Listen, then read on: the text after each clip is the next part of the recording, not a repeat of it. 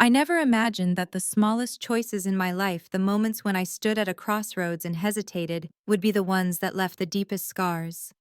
I'm 31 years old now, and when I look back at the winding path that has brought me here, I see flashes of betrayal, fragments of secrets buried in silence, and the kind of pain that carves permanent lines into a woman's soul.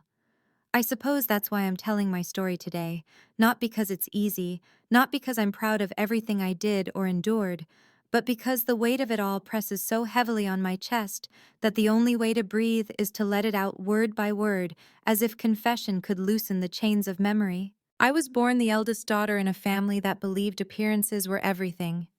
From the outside, our life looked enviable: a well-kept house, a father respected in business, a mother who never missed Sunday service, and two younger siblings who carried the same polished smiles we all had been trained to wear.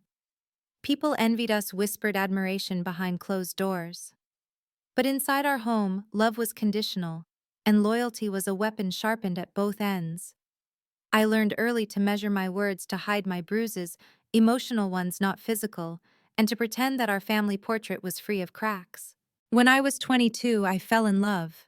It wasn't the reckless, starry-eyed infatuation people dismiss as youth. It was the kind of love that rooted itself in my bones, that made every ordinary day shimmer with possibility. His name was Daniel, and he carried the kind of quiet strength that makes a girl believe she could stand against the whole world as long as his hand was holding hers. He made me laugh in ways I hadn't since childhood, real laughter that shook free from my ribs instead of the polite smiles I usually offered. For the first time, I felt seen not as the dutiful daughter, not as the polished sister, but as myself. But my happiness was never something my family could tolerate for long.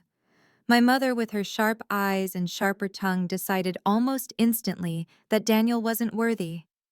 He didn't come from the right family, didn't have the kind of wealth or influence she thought essential to protect her social standing. My father, though quieter, echoed her disapproval with silence that was somehow worse. And my younger sister, Elise, well, Elise had a way of turning my joy into her opportunity. She had always been beautiful in a way that drew rooms to a hush. Golden hair that caught the light like fire eyes that seemed to promise every man that he was the only one she could ever see. I loved her, I truly did, but I had long ago learned that Elise's love for me came second to her love for attention. It was only a matter of time before the fault lines cracked open. Elise began to linger whenever Daniel visited. At first I thought nothing of it. She was my sister after all. But I noticed how her laugh grew softer around him, how she angled her body so that his gaze would inevitably fall upon her. I noticed how Daniel, though polite, seemed increasingly uncomfortable under her attention. I wanted to believe I was imagining it. I wanted to trust my sister the way a child trusts that a roof will never collapse over her bed. But deep down, the unease gnawed at me, whispering truths I didn't want to face. The betrayal came suddenly, though in hindsight the seeds had been planted for months. One rainy evening, Daniel confessed with trembling words that Elise had kissed him uninvited and that my mother had been encouraging the match behind my back. "She says you're too fragile," he whispered, his eyes full of shame. "She told me Elise would be a better fit, that your duty to your family would only hold us back." I swear I told her no. I swear I tried to stop this before it went too far. My world shattered that night. It wasn't just Daniel's confession. It was the realization that my own mother had orchestrated my heartbreak, that my sister had turned love into competition, that the people meant to protect me were the ones who had carved open my chest with betrayal. I remember standing in the rain after he left, my dress clinging cold to my skin, whispering over and over, why me? What did I do wrong?" The only answer was the thunder overhead, a reminder that some storms come whether you deserve them or not. I could have walked away then. I could have cut ties with them all, built a new life in a new city, and perhaps found peace. But wounds don't heal when you run from them. They fester in the silence. And so I stayed, swallowing bitterness until it became part of my blood. I smiled at Elise as she flaunted her beauty, listened to my mother's lectures about duty and sacrifice, endured my father's detached silence. But inside, a seed of something darker had taken root. Revenge. Not the kind that lashes out recklessly, but the kind that waits quietly, patiently, until the time is right. For years, I buried that seed under obedience. I built a career working long hours to prove that I could be more than the fragile girl my mother labeled me as. I dated, though never with the same devotion I had given Daniel. Men came and went, but my heart remained locked, the key rusting away in some forgotten corner. Outwardly, I was fine. Inwardly, I was a battlefield no one could see. It wasn't until my father's sudden passing that the war inside me broke open again. His death brought grief, yes, but also the unveiling of secrets long buried. In his will, he left the family house, the house I had grown up in, the house saturated with memories both cherished and poisoned, not to me, not even divided among all of us equally, but solely to Elise. The explanation was simple, according to the lawyer. She is the one most likely to maintain the family's reputation. My mother sat stone-faced as the words were read, her approval thinly veiled behind a smug smile. Elise wept crocodile tears, clutching her handkerchief like the heroine of some tragic play. And I sat there staring at the parchment that officially declared my worthlessness in my father's eyes. Something inside me cracked, then not a small fissure, but a deep roaring break that echoed through every vein. I thought of Daniel, who by then had married someone else. I thought of every moment I had swallowed my pain in silence, every time I had chosen obedience over truth, every wound carved by those who should have loved me. And for the first time, I stopped asking why me and started whispering, just wait. Because here's the thing about betrayal, it doesn't simply destroy, it transforms. It takes the girl who once cowered under her mother's gaze and turns her into a woman who can wield silence like a blade. It takes the daughter overlooked in her father's will and sharpens her into someone who will not be invisible anymore. The night after the will was read, I sat alone in my apartment, staring at the faint reflection of myself in the window pane. The city lights blurred behind me, glowing like distant embers. My hands shook as I whispered into the empty room. They took everything from me. But they don't know me anymore. They don't know what I've become. And in that whisper I found a promise. A promise that revenge would no longer be a shadow hidden in the corners of my soul. It would be the fire that lit my way forward. Of course, revenge is never straightforward. It isn't as simple as striking back with equal force. If it were, I might have confronted Elise that very night, screamed in her face, demanded justice. But real revenge, the kind that seeps into the bones of those who betrayed you, requires patience, precision, and the cruel grace of timing. I wanted them to feel what I had felt, the sting of betrayal, the slow rot of being unseen, the hollow ache of realizing the ground beneath you was nothing but quicksand. So I began to plan. Quietly, carefully, with the kind of deliberate patience that had once been my prison but was now my weapon. And though I didn't know it yet, the twists waiting for me, the secrets still buried beneath our family's polished facade, would make my path not only darker, but far more devastating than I could have imagined. I wish I could say my plan took shape overnight, that I woke the next morning with clarity and resolve. But revenge is never born in a single moment. It grows in fragments, small realizations, whispered memories, and the unbearable weight of injustice that presses heavier each day until you can't ignore it anymore. For weeks after the will was read, I carried on as though nothing had changed. I went to work, exchanged pleasantries with neighbors, even attended the memorial gatherings that Elise organized in Father's honor. She played the grieving daughter, beautifully draped in black lace, her delicate hands clutching rosaries, while she accepted condolences like a queen receiving tribute. And I, well, I was invisible again, the dutiful sister standing silently in the background, my grief measured and contained exactly as Mother expected. But inside, I was unraveling. Every night I lay awake staring at the ceiling, replaying every moment of my life where I had chosen silence over truth. My father's dismissive glances, my mother's cutting words, Elise's sly smiles. Daniel's voice when he told me he'd chosen someone else. I had been sculpted into compliance, molded into obedience, and in doing so, I had lost myself. Until now. It began with documents. My father had left a trail of papers, financial accounts, deeds, and letters that Elise, careless in her vanity, had barely skimmed. She assumed ownership was hers and hers alone, so she left the details to the lawyers. But I knew better. My father was meticulous, almost obsessive about record keeping. If there was a secret hidden in his life, it would be in those papers. And secrets, I discovered, have a way of shifting the ground beneath your feet when you least expect it. One evening, after Elise had left the house to attend some society gathering, I returned quietly under the pretense of collecting a few keepsakes. Mother was asleep in her upstairs room, medicated and heavy with the fog of pills she had grown dependent on in recent years. The house was eerily silent, shadows stretching across the hallways like fingers reaching for me. I slipped into Father's study, the room I had been forbidden to enter as a child, and felt my breath catch at the familiar scent of leather and tobacco, as though he were still there, sitting in his armchair. The desk drawers were locked, but grief makes you bold. I found the spare key taped beneath a shelf exactly where Father had always hidden his spares.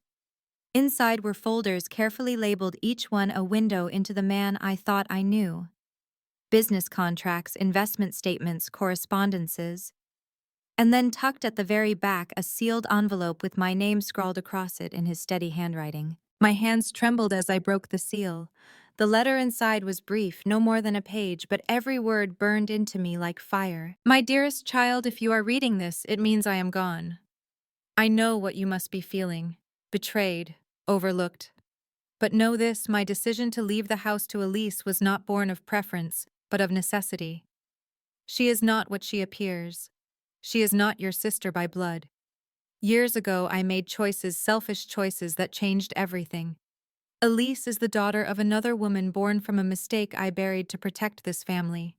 I gave her the house to keep her quiet, to prevent her from destroying what little peace remains. You, my true daughter, carry my legacy in ways no will can express. Forgive me for the pain I've caused. Protect yourself from the storm that will come when truth surfaces. Your father always. I read those lines over and over until the words blurred with tears. Elise was not my sister. She was the living embodiment of my father's betrayal, a child born of an affair, raised as one of us, while the truth rotted in the walls of our home. And my mother, did she know? Did she raise Elise as her own, out of love or out of fear, that the scandal would ruin us all? Suddenly the puzzle pieces shifted. My mother's relentless favoritism. My father's silence whenever I questioned it. Elise's entitlement, her smug certainty that everything would always bend in her favor. All of it built on lies. Lies I had swallowed for decades. Lies that had cost me Daniel, cost me my inheritance, cost me every shred of peace I had ever tried to claim. I wanted to scream, to tear the letter into shreds and scatter it like ashes, but I didn't. I folded it carefully, tucked it into my coat pocket, and walked out of the study with my heart pounding like war drums. For the first time in my life, I held power, real power, the kind that could shatter the polished image Elise and my mother had spent years constructing, and I intended to use it. The days that followed blurred together. I went about my life with a quiet mask, but beneath it every move was deliberate. I gathered evidence, birth records, correspondences, anything that confirmed Father's words. And the more I uncovered, the clearer my path became. Revenge was no longer just about Elise stealing Daniel or my mother orchestrating my heartbreak. It was about exposing the entire foundation of their deceit, pulling the rug from beneath their delicate charade, until they crumbled the way they had made me crumble. But vengeance, I learned, is not just about strategy. It's about patience. You cannot strike too soon or the blow will glance off. You must wait until your enemy feels untouchable, until their pride blinds them to the possibility of downfall. That was the lesson my family had taught me: pride precedes ruin. My opportunity came sooner than I expected. Elise announced she was hosting a gala at the family house to celebrate her new chapter as the sole heir of Father's estate. The irony wasn't lost on me. She was parading her false victory in the very home built on lies. Mother supported the event, of course, basking in the glow of Elise's social triumphs as if they were her own. They sent me a perfunctory invitation more out of obligation than desire, no doubt assuming I would decline. But I didn't. I accepted. And I knew exactly what I would do. The night of the gala, I dressed in black satin, simple but elegant, a reflection of mourning and resolve. As I stood before the mirror fastening the necklace Father had given me on my 16th birthday, I whispered to my reflection, "Tonight you will be seen."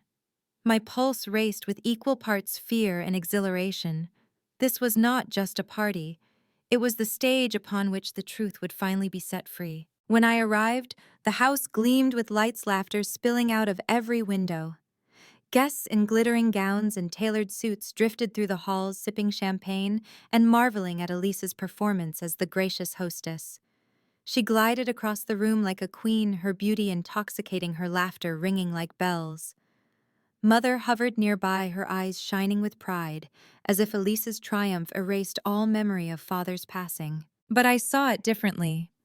I saw the cracks beneath the glitter, the truth hidden behind her smile.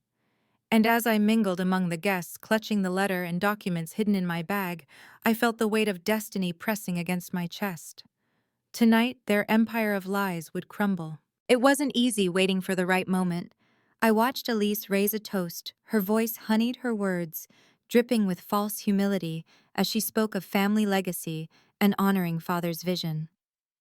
I caught Mother's approving nod, her hands clasped together in satisfaction. Around me, guests clapped politely, their eyes shining with envy of Elise's apparent fortune. And then, as silence settled after her speech, I stepped forward. My voice trembled at first, but steadied as I spoke. If we are to honor Father's vision, perhaps we should honor his truth as well. Dozens of eyes turned toward me, confusion flickering. Elise's smile faltered just slightly before she masked it again. "Sister," she said sweetly, "perhaps this isn't the time." But I didn't stop. I reached into my bag, pulled out the letter, and held it aloft. For years we have lived behind masks, but masks cannot change blood. This house was not given to Elise out of love or trust. It was given out of silence to keep her from revealing what she truly is. Gasps rippled through the room. Elise's face drained of color. Mother rose from her chair, her lips parting as if to stop me. But I continued, my voice growing stronger with each word. "Elise is not my sister. She is not Father's legitimate child. She is the product of his betrayal, a secret born of an affair, hidden to protect appearances. And this inheritance, this gala, they are nothing but monuments to deception." The room erupted in whispers, shock spreading like wildfire. Elise stood frozen, her hand trembling around her glass while Mother's face twisted with rage and panic. And I felt something I hadn't in years: power, vindication, the satisfaction of finally being heard. The silence after my words was deafening. For a long suspended moment no one moved. The chandeliers seemed to flicker, the clinking of glasses stilled, and every eye in the room fixed itself on Elise. Her lips trembled as if searching for a defense, some polished line to restore the mask she had worn so easily all her life. But masks crumble under the weight of truth. Mother was the first to break the stillness. She rose, her figure rigid, her eyes burning with a mixture of fury and desperation. "That's enough," she hissed, her voice sharp as broken glass. "You will not ruin this family with your lies." Her hand shook as she gestured to the guests. "She's jealous. Always jealous of Elise. Don't listen to her." But the tremor in her voice betrayed her. And in that tremor, the guests heard what I had known my whole life: that my mother's strength was built on fragile glass and glass shatters. I held the letter higher. "These aren't my words, they're Father's. He wrote them, sealed them, and left them for me. He wanted me to know the truth. You may try to deny me, Mother, but you cannot deny him."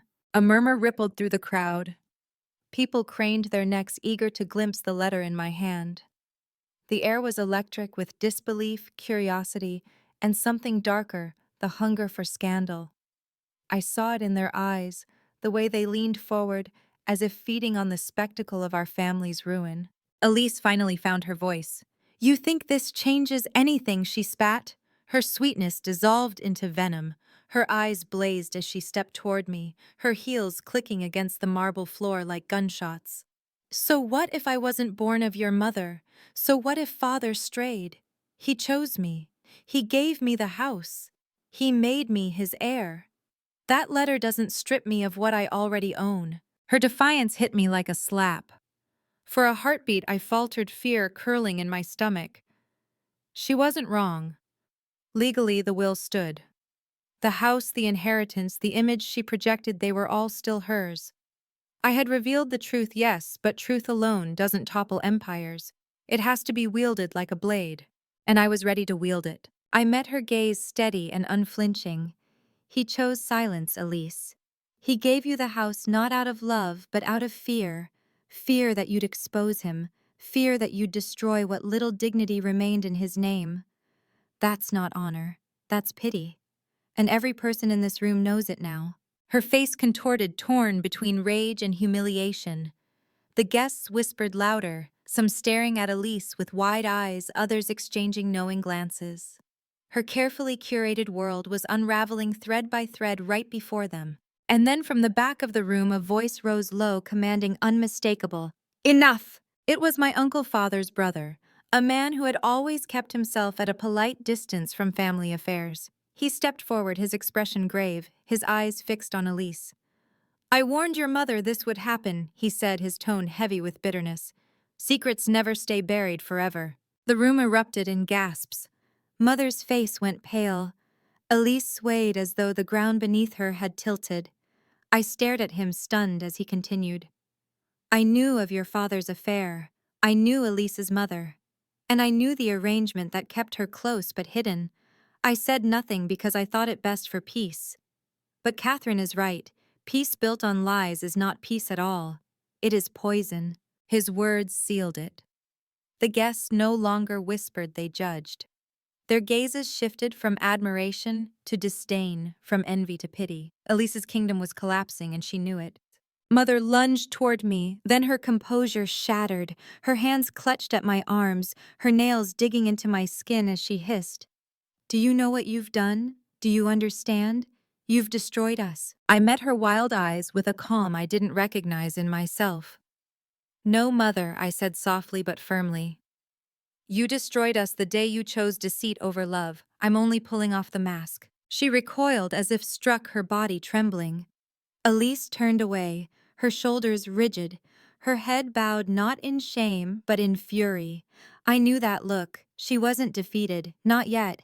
She was plotting already, weaving her next move, already calculating how to claw her way back. But I was ready. For once in my life, I was not the one left powerless. The gala ended in chaos. Guests hurriedly excused themselves, their faces alive with the thrill of gossip. Mother collapsed into a chair, refusing to speak, her gaze hollow. Elise vanished into the night, her departure as sudden as her rise to power had been. And I, standing amid the ruins of their carefully constructed facade, felt both triumphant and strangely hollow. Because victory, I discovered, is never as sweet as you imagine. That night, as I sat alone in my apartment with Father's letter spread before me, the weight of what I had done pressed heavily on my chest. Yes, I had exposed the truth. Yes, I had shattered their masks. But in doing so, I had also shattered myself. I felt no joy, no peace, only exhaustion, as though years of silence had erupted all at once, leaving me emptied. Still, I couldn't turn back. The storm had broken, and there was no undoing it. All that remained was to see where the pieces would fall. In the weeks that followed, the fallout was brutal. Mother withdrew from society, her reputation tarnished beyond repair. Whispers followed her wherever she went. Whispers of betrayal, of scandal, of secrets too shameful to ignore. Elise, ever the survivor, tried to salvage her image, but no amount of charm could erase the stain of illegitimacy once it had been made public. Invitations dwindled, prospects dimmed. And though she clung desperately to the house Father had left her, even that sanctuary grew colder, lonelier, stripped of the admiration she had once thrived upon. And me, I should have felt victorious. I should have basked in the justice I had long craved. But revenge, as I learned, does not heal wounds. It only changes their shape. I found myself haunted by Father's words in the letter, "Protect yourself from the storm that will come when truth surfaces." Had he known how destructive it would be? Had he left me this burden as punishment or as liberation, I couldn't decide. But one thing became clear: the story wasn't finished. Elise wasn't finished, and neither was I. Because buried beneath the rubble of betrayal, deeper even than the truth of her birth, was another secret. One I had stumbled upon in my search through Father's papers, one I hadn't yet revealed. A secret that connected not just Elise, not just Mother, but Daniel as well. I remember the moment I found it: a faded photograph tucked inside a folder, a photograph of my father standing beside a woman I recognized instantly, Elise's mother. And in front of them, holding her hand, was a young man with Daniel's unmistakable eyes. My blood ran cold. It wasn't just that Father had betrayed my mother. It wasn't just that Elise wasn't my sister. It was that Daniel, the love I had lost, the man Elise had stolen from me, was tied to this web in ways I had never imagined. And suddenly I realized my story of betrayal was not over. It had only just begun. The photograph burned in my mind for days, its edges sharper than any blade. I kept seeing their faces: Father with his stiff posture, Elise's mother with her knowing smile, and Daniel impossibly young, his hand clasped in hers as if he belonged in that family, not mine. My chest tightened every time I replayed the memory of him confessing to me years ago, telling me Elise had kissed him, telling me my mother had whispered that Elise was the better match. How many layers of lies had I believed? How many truths had been deliberately hidden to keep me blind? I couldn't eat. I couldn't sleep. Every corner of my apartment seemed to echo with unanswered questions. What was Daniel's connection to Elise's mother? Why did Father keep that photo locked away? And worst of all, had Elise known all along? I forced myself back into the study days later, rummaging through the remaining papers I hadn't touched. Contracts, receipts, a faded letter folded between business records, its ink smudged but legible. My breath caught as I read the words: "My dearest, I cannot keep this from you much longer. Daniel is not only yours to guide, he is ours to protect. His father has abandoned him, and though Catherine believes him to be only a neighbor's boy, he is more. He is the son of your brother. Do not let her discover this. It will ruin her. Let her believe her love is her own, not bound by blood." The letter was unsigned, but I knew the handwriting.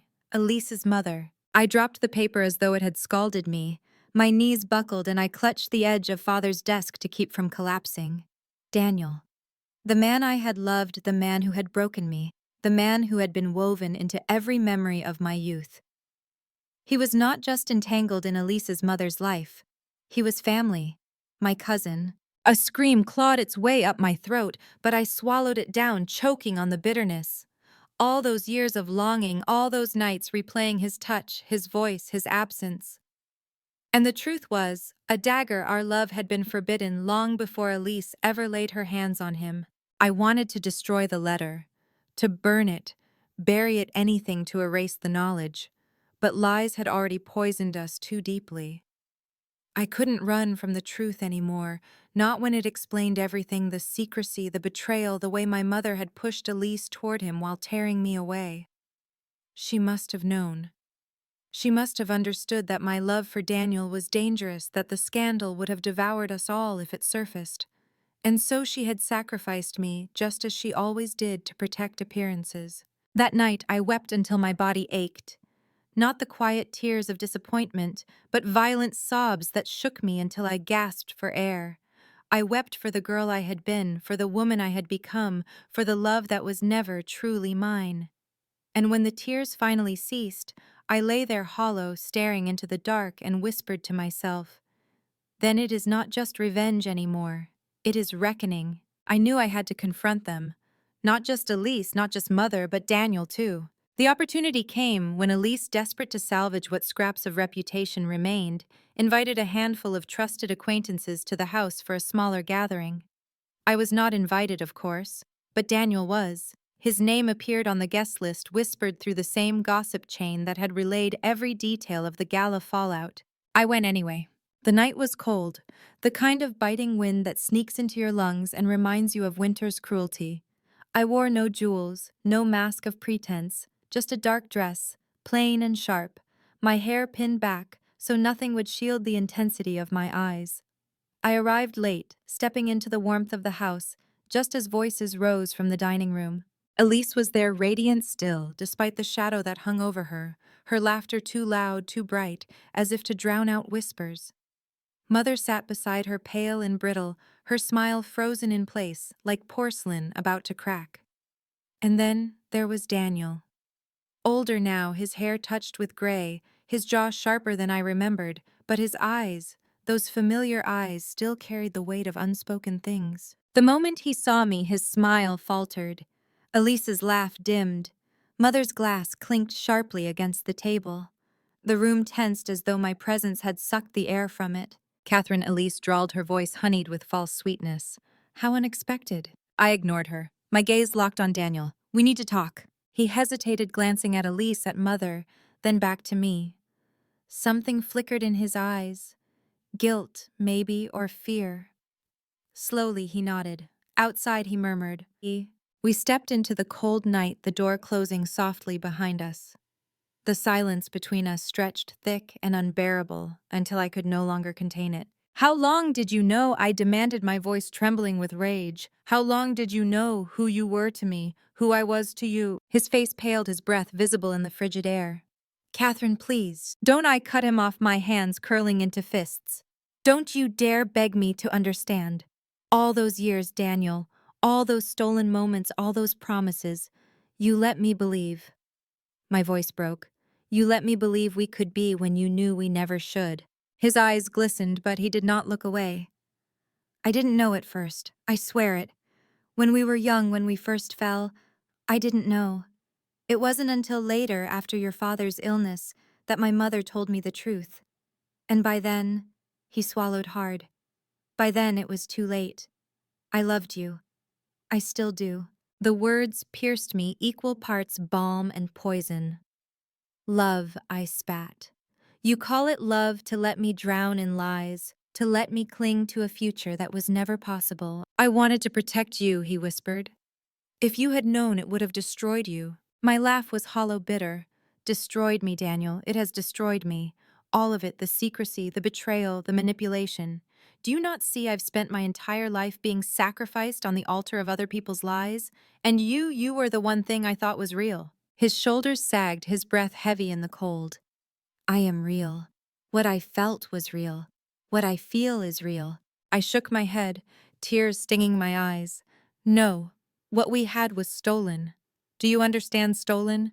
From truth, from purity, from the life I could have lived if I hadn't been ensnared in this family's web of deceit. We stood there in silence, the weight of everything unsaid pressing down on us. Finally, I whispered, I can't forgive you. Not now. Maybe not ever. His face crumpled, his lips parting as though to speak, but no words came. He reached for me, but I stepped back. The door behind us creaked open. Elise stood there, her face pale in the moonlight, her eyes sharp with curiosity, and something else, fear. She had heard enough. She knew the truth now, too. And I saw it in her expression, the beginning of panic. Because if this secret became public, it would not just ruin her reputation, it would annihilate everything. Go back inside, I said coldly, brushing past her. Enjoy what little control you still think you have. It won't last. Her lips parted, but no sound came. For once, Elise, the master of charm, the queen of performance, was speechless. That night, as I lay in bed, I felt the storm gathering. The lies were unraveling faster now, tangled threads pulling tighter, ready to snap. Mother's silence, Elise's panic, Daniel's guilt, my own rage, all of it coiling toward a single point, a breaking point where everything would shatter once and for all. And though fear twisted in my gut, a darker voice whispered within me, let it shatter. Let it all burn. The storm didn't wait long. Within days, whispers began to spread faster and more vicious than I could have imagined. It wasn't just about Elise anymore. The rumors carried Daniel's name, too twisted by speculation, until they sounded like grotesque fairy tales. I hadn't spoken them aloud, but truth has a way of leaking through cracks, seeping out until it stains everything. Mother stopped leaving the house altogether, her curtains drawn tight, her phone unanswered. Elise tried to push back hosting lunches, smiling through gritted teeth, but I saw it in her eyes whenever we crossed paths. Fear. Fear that I still held the blade poised above her carefully balanced world. And then it happened. The confrontation I had been waiting for. She summoned me one evening, insisting I come to the house.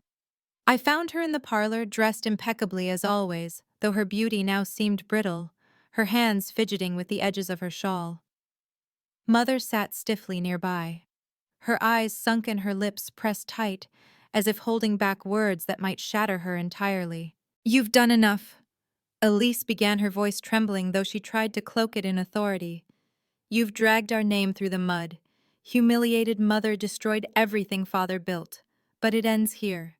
Whatever secrets you think you have left, bury them. For all our sakes." I laughed, then a bitter, broken sound. "For all our sakes, or just for yours?" Her eyes narrowed. "You think you've won, don't you? You think exposing me makes you righteous. But you've burned this family to the ground. What have you gained, Catherine? What do you have left?" I stepped closer, my voice low but sharp. "I have the truth, and that's more than you'll ever claim." I glanced at Mother, who flinched under my gaze. "Tell her, Mother. Tell her the whole story." "Or I will." Mother's face crumpled.